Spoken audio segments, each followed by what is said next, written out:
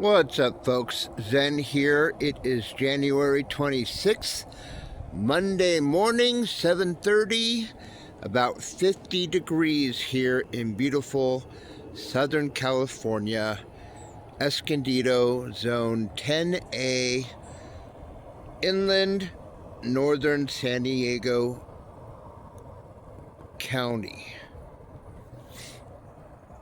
And this is why we live in Southern California, folks. And we complain when it's 50 degrees here. Just a week ago, we had 80-degree weather.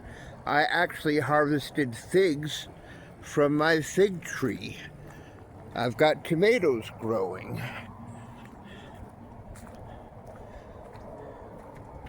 I've got blooms on my new mango trees. Well, this is just do an orderly winter recap. This is my seasonal recap video. We'll start with the volunteer apple tree. It has not lost any of its foliage. We have no chill hours here in Southern California this winter. I have not recorded or noticed a single night below 40 degrees. So yeah, the apple tree has not gone dormant. I remember reading somewhere where if trees don't go dormant, you can help them by deleafing them. But I mean, I'm not going to pull off all the leaves on this tree. I'm just going to let it keep growing. Managed to harvest about 5 or 6 small apples off of this. We'll see what we get this year. The Meyer lemon. I've got lemons forming.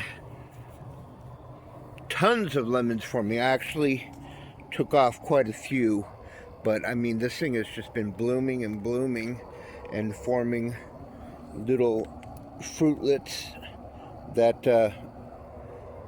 I'm waiting until they get about pea size and taking off. Some I'm allowing to grow.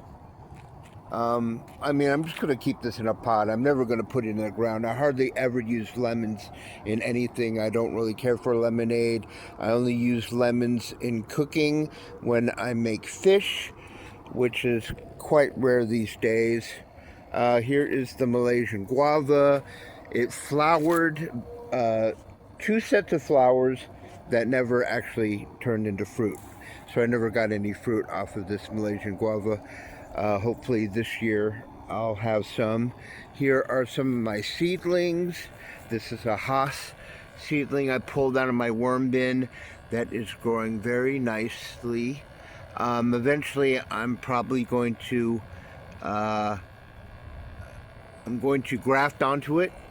My neighbor has a large Haas avocado tree, that one right there, which would have been the size of my avocado tree, the one I initially planted in the middle of this garden 8 years ago. If that had survived, that was planted around the same time my neighbor planted his avocado tree. And that's his 8-year-old avocado, of which I will probably take some trimmings off of it, and I'll use one of them to graft onto this. And I plan to grow this out in a container and use it as a companion pollinator or a companion avocado tree to my little baby Wurtz, which I will show you in the corner. This is a mango, of which variety I don't know. I pulled it out of my worm bin, and most likely if I bought it in the store, it would have been either a Tommy Atkins or a Kent, I believe. So I'm just going to grow it out for fun. Maybe I'll try putting it in the ground at some time. Maybe I'll use it as rootstock and try grafting other varieties onto it. This is my new Cherimoya. This is one of my new purchases. I only got it like about a month ago. A neighbor of mine gave me a Cherimoya, and I tried one for the first time, and wow, it blew me away. It actually instantly became probably my new favorite fruit. It was so tasty. It reminded me of Red Vine's licorice candy for some reason. But I found out that the cultivar was Honey Heart, and I was at Home Depot, and damned if they didn't have a Honey Heart Cherimoya, which I picked up for $46.98. This is a Honey Heart Cherimoya. And I also took seeds from the Cherimoya that I was given by my neighbor, and they are now germinating. I saved half of them, and the other half I'm germinating right now. So this one I'm going to continue to grow out in a container, and I may plant some of the seedlings that I grow. But I'm a big fan of Cherimoyas now. I never thought to really try one. I didn't think I'd be interested in one. They don't look visually that appealing. And actually, texturally, they kind of were off-putting because they're so soft and custard and pudding-like. That kind of put me off, but the flavor is just so good. Blew me away. Here's another new purchase of mine. I got this off of Etsy. This is a Carimbola starfruit tree, and it's the Sri Kerbangan variety, which is an Indian variety, but this is starfruit. The fruit that if you eat too much, it could be toxic, because if you have liver or kidney issues, it could do damage to your kidneys. But I'm going to grow this out in a container. So I got this off of Etsy. When it came, it was a bare stick, and I wasn't too happy with it, and I kind of gave the seller a bad review. I'm like, you're selling dead trees online, but it was just basically kind of like almost like a bare root, and it's grown back. So I apologize. I'll probably have to change my review of that Etsy seller, but when I got it, it was just a bare stick. I'm like, what the hell? I'm getting dead plants in the mail. Picked this up because I just saw it at a nursery, and it said kiwi berry, and I've never heard of kiwi berry, so I just grabbed it. I don't know what I'm going to do with it. Maybe I'll just stick it next to the apple tree and grow it up on that pergola or whatever. You know, that wooden thing over there, of which I forgot the name because I'm such a stoner. Oh yeah, the reason why I'm doing my update today is because I have a friend of my mother's who is a fan of the guava that comes from this tree. My mom had these Taiwanese friends that would always come here and raid the tree, and I still keep in contact with one of them, and so she's coming over to take the last guavas on this tree. So I wanted to show you the guavas that are on this tree, and I always take this tree for granted because I'm not that big of a guava fan, and I didn't really much care for the guavas that were on this tree.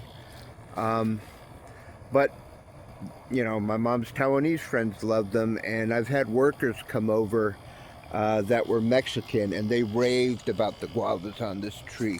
They're like, it's a type that they don't see, and you can't get it in the supermarkets. I don't know what the cultivar is. I'm guessing if I had to take a guess from the ones that I kind of looked online at, like the size and the flesh, it's got white flesh, and it's not the pungent variety. I mean, there's guavas that you put one in your kitchen and it'll smell up your entire house. But these aren't the pungent variety. But the Mexican workers that I've had over here that I've given guavas to just raved over them. And this lady's gonna come over and grab all the rest of them. Look at the size of them too. These are the ones that fell from the top that I didn't get to on the ladder. But I've probably pulled maybe 6 to 8 grocery bags full of guavas off of this tree and given them to various people, let alone using them myself. For the first time this year, I'm actually putting guavas in these fruit smoothies that I'm making now. Turns out that I ended up being diagnosed as a diabetic, and so they got me on metformin and all kinds of other stuff. And so since my appetite is affected and my stomach is a little unsettled from time to time, I've been making fruit smoothies, and putting guava in the fruit smoothies has been pretty good. I don't mind them in fruit smoothies. I just don't really care to eat the guavas, like, you know, fresh out the tree, slicing them and just eating them as a bare fruit. But you know, I wanted to show you guys the guavas that come off this tree. This tree is so prolific. And I wanted to take or shoot a video of it because I'm going to be severely pruning it.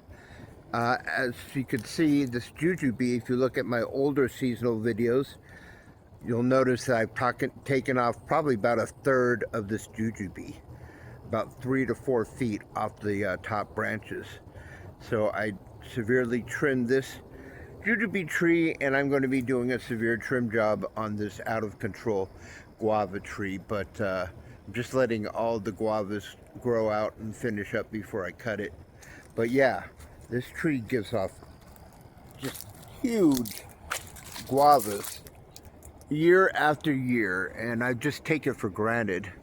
Another reason why I'm trimming it is I'm going to get rid of a lot of the branches. A lot of them developed like a white fly infection, which I was treating at first with insecticidal soap. I think that's how you say it. But I figure I'm just gonna end up trimming a lot of the branches off when I prune this tree, and so hopefully that'll help deal with the whitefly issues. Okay, so here's my Carimbola Philippine mango, and look, it's flowering. It's been in the ground 6 months, half a year. I think it's been half a year since my last update, and it's flowering. I'm not going to let it hold fruit since this is a seedling and it's, you know, first year in the ground. I'm just going to wait till the fruit becomes about pea-sized. I remember seeing a video where a person said that if you cut off these flower panicles too soon, it'll regrow another flower panicle. So I don't want this tree to waste its energy putting out flowers when I don't intend it to actually bear fruit at this moment in its lifetime or lifespan. But you want to wait till the fruit that it forms gets about pea-shaped, and you want to wait till the nights get above like 60 degrees. Shout out to Rich's Mango Garden. I believe that's his YouTube channel name. Rich is the one that told me that you want to remove the fruit or the panicles when the nights get warmer and reach above 60 degrees, or the tree will try and rebloom. So yeah, I'm just happy that I've got a mango tree that survived long enough for it to flower for the first time, because I tried growing 2 other mango trees and they never survived long enough to get to the stage where they're flowering. Okay, so we got the pear tree. I plan on picking up another pear, like an Asian pear, just to have them help cross-pollinate each other, so you get a better set of fruit, or better fruit set, if you have 2 pear trees. What else? Oh yeah, look, I put the papaya in ground. If you saw my other video, or my last update, I had the papaya trees that I bought. They probably doubled in size. I just put them in the ground about 2 weeks ago. It turned out I ended up getting an invasion of gophers again. That's the raised bed box over that used to be here, which I grew my cannabis in. I was growing tomatoes in the box at the time, and gophers had returned, and they had dug up, came up through the raised bed, ate all my tomato plants, pulled them directly into the holes. I came out here and I'm like, I'm looking at my raised bed. I'm like, where are my vegetables that I was growing in the raised bed? And the gophers just pulled them straight down into the holes. So I ended up moving the raised bed. I was going to put down some chicken wire to protect it from the gophers for my future grow. And then I realized, well, what the heck? I can actually move that raised bed to another location and then use this area and put the papaya trees here, which I did in a gopher basket. So I got the papaya here. I've moved the raised bed to that area. It still gets full sunlight throughout the day. I put chicken wire underneath it, and I'm actually filling it, in the process of filling it and mixing it with Gary's Top Pot. Shout out to Gary Matsuoka of Laguna Hills Nursery, who came up with his own permanent potting soil that you can put in raised beds and pots. I'm not getting a cut of any proceeds. I'm just doing free advertisement for Gary because I love his nursery. I love his Sunday informational videos, and I love his product, Top Pot. So I am filling it with Top Pot. I'm going to surround it with more chicken wire.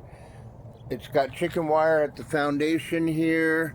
No more gophers grabbing my vegetables and pulling them down. What else? Oh yeah, this is going to be the site of my multi-grafted pluot, which I have on special order. And I'm going to put it right here next to my plum tree that's already starting to flower. It actually had 2 flowers on it, so it's already breaking dormancy. This is my peach tree, which I ended up chopping down a little bit. This has been in the years, half a year in the ground. So I'm waiting for it to break dormancy. Here is the Wonder pomegranate tree. Here is the grapefruit tree, which hasn't held a grapefruit for 5 years. I'm just waiting for it to die. I'm being sentimental because my father put this tree in, and I'm just waiting for it to die, which it may never do. It may live for years. But yeah, I'm just going to let it live for now, unless I get impatient and want to put another tree here, which is what I did with the mandarin that died in this area, which I replaced with this Owari Satsuma mandarin. I picked up a blackberry bush, and it's blooming already, forming berries. Oh yeah, here is my Lil Cado, baby Cado avocado tree. It has not grown one single bit since I put it in ground. When I put it in ground, it initially dropped all its leaves, and then it regrew all its leaves back. But ever since then, it has not grown at all, which is kind of worrisome. I mean, I'm glad that it's still alive and still living, but it's finally showing life of, or signs of growing.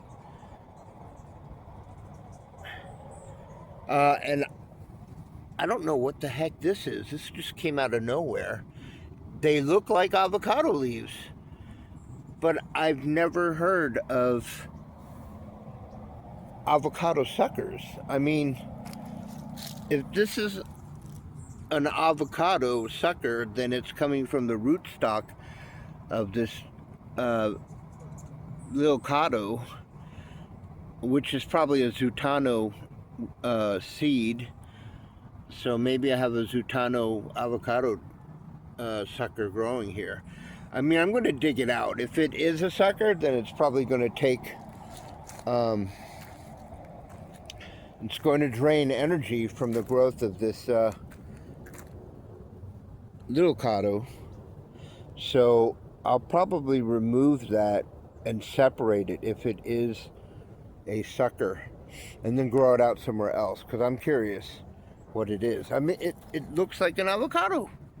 The leaves look like another avocado tree that's just sprouted out there. And I know there wasn't a seed there, so the only thing I can think of is it's a root sucker. This is also another new addition, which is this cherry plant, of which I can't think of the name right now, because like I said, I grow too much cannabis and then I enjoy too much of my cannabis, so I forget names from time to time. Surnam Cherry. I was gifted a Surnam Cherry bush from a neighbor, and so I put Surnam Cherry there. Here is the passion fruit vine that is filling out. I've got actually a couple passion fruit hanging off of it right now. Here's my little baby Teddy coming to check out what I'm up to. And yeah, like I said, it was 80 degrees only a week ago. I've got figs. Figs in December and January. Oh yeah.